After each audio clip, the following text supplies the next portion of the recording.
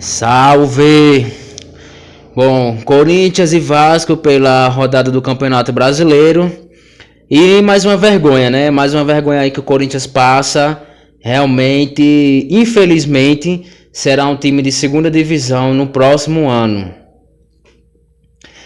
Vamos aqui falar aqui um pouco desse jogo, né? Fazer uma resenha breve desse jogo que para mim foi um dos piores desse Campeonato Brasileiro realizado pelo Corinthians. Primeiro eu vou falar da escalação.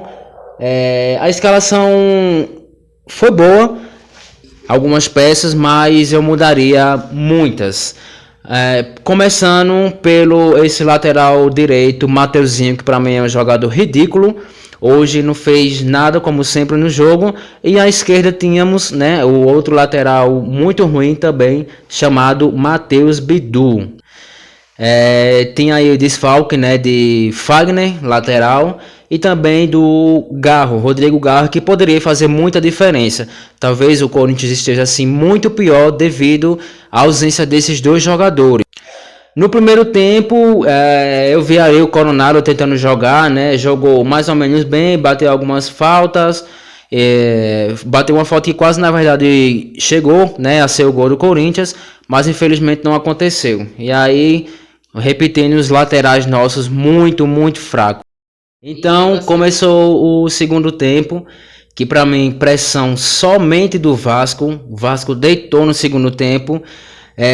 Mas nos primeiros minutos, né, do segundo tempo, eu vi o Mateuzinho fazer uma finalização. Primeira vez que eu vejo esse cara finalizando em um jogo do Corinthians, isso é sério.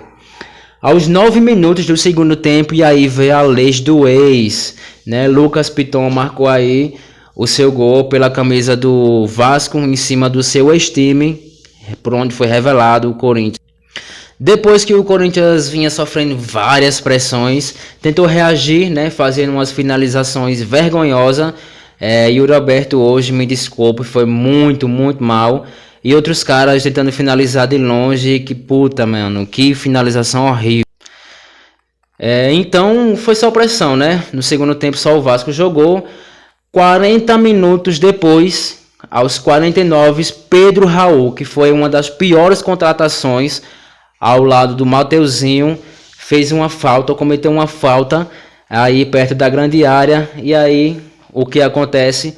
O Corinthians leva o gol para alongar, digamos assim, mais ainda a vitória do Vasco. Tá aí, né, o Lucas Piton, uma faixa na cabeça, saiu machucado.